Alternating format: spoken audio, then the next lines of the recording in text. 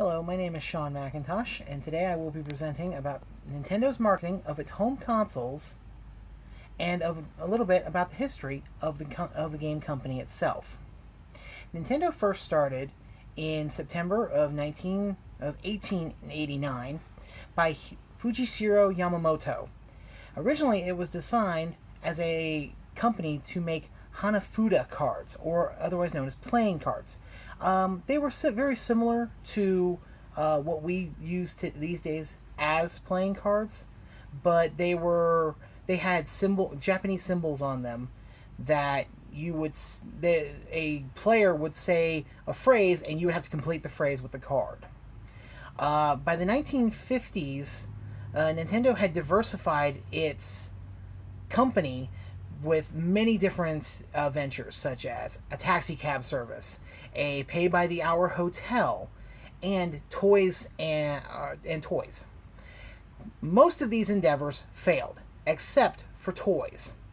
By the 1970s, they decided to enter into the realm of video games. Nintendo first got its start making video games by licensing the Magnavox Odyssey, which was most famously known for the video game Pong. They also started making arcade cabinets for different Atari games. Now, at this point, Atari was the biggest name in video games in the world. And Nintendo knew this, and they got to work licensing their arcade cabinets and making cabinets in Japan. Eventually, Nintendo started to make their own cabinets in the 1980s. Now, the 1980s was famous for, the early 1980s, I should say, is famous for having a ton of games that you could play on all different types of consoles. The Atari 2600, the Magnavox Odyssey, plenty of games to play, but there was no quality control. So anybody who had access to Atari game cartridges could bring out games. And this led to the industry crash of 1983. Nintendo weathered the storm by having a little-known IP known as Donkey Kong. Donkey Kong was a quarter eater across the United States and Japan and made Nintendo tons of money. And they were able to weather the video game crash of 1983. Around this time, Nintendo decided to create their own console. In Japan, it was launched as the Famicom. And 2 years later, in 1985, Nintendo launched the Nintendo Entertainment System in the United States. Now, the NES, as it was colloquially called, was designed to be a full entertainment experience. The marketing for the console said that it was everything. It wasn't just a video game machine, not like the Atari 2600. It could do all kinds of things. You had Rob the Robot, who was only really used for one game, and in many test frequencies, it broke down and didn't work. And it also came with the famous Light Zapper, which a lot of people, when they hear of the video game Duck Hunt, they remember that Light Zapper. Now we fast forward to 1992, and Nintendo releases the Super Nintendo Entertainment System. The Super Nintendo was a 16-bit graphical video game machine. Primarily, it was just a graphical leap from the NES, using much more colors and much more graphical power to play games. Their big slogan back then was, "Now you're playing with power, superpower." Their main rival at this time was from another Japanese company called Sega. Sega, most famously in their marketing, said Sega does what Nintendo don't. And they also constantly referred to something known as blast processing, which didn't exist. Blast processing was not a thing. We now fast forward to 1996 and the release of the Nintendo 64. This was going to be Nintendo's first console they ever released with multiple colors. It also was released with the first Rumble Pack, which allowed players to have a more tactile feeling over the games they were playing. The marketing at that time was the phrase "get in or get out," basically meaning get Nintendo or you're not playing the games. At this time, Sega was still very much in the game. They were having a bit of trouble with their consoles, and mainly the Sega Saturn just never took off. And now Nintendo had to deal with a brand new rival of their own creation, Sony. Sony brought out the Sony PlayStation as a result of a project Nintendo started with them for a CD drive. When Nintendo scrapped the project, Sony decided to go forward with the project and brought out the very first PlayStation. We now fast forward to 2001, and Nintendo brings out the Nintendo GameCube.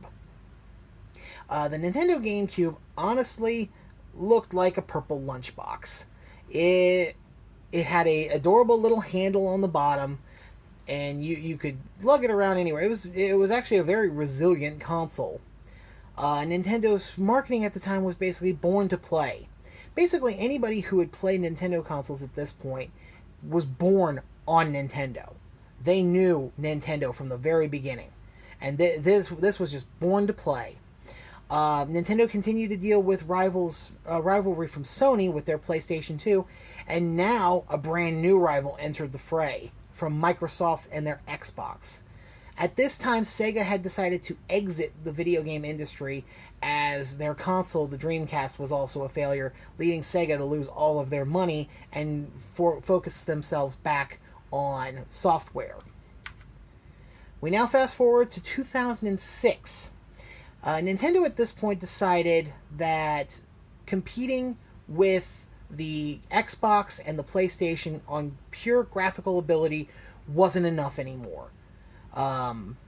Nintendo got third place in the video game console war between the N64, the PlayStation. The GameCube was the one that got third place. So Nintendo decided at this point that they needed something new. So they decided to create a video game console that was based solely on motion controls. This console was a huge success, and over its lifetime sold over 100 million consoles. The biggest success for Nintendo since the NES. I think a lot of people might vaguely remember the marketing for this, which involved two Japanese men going around from place to place with a Wii motion controller asking people we would like to play. And they would show off the motion controls typically used in Wii Sports. Nintendo was still facing rivalry from Sony, this time with their PlayStation 3, and Xbox with their Xbox 360.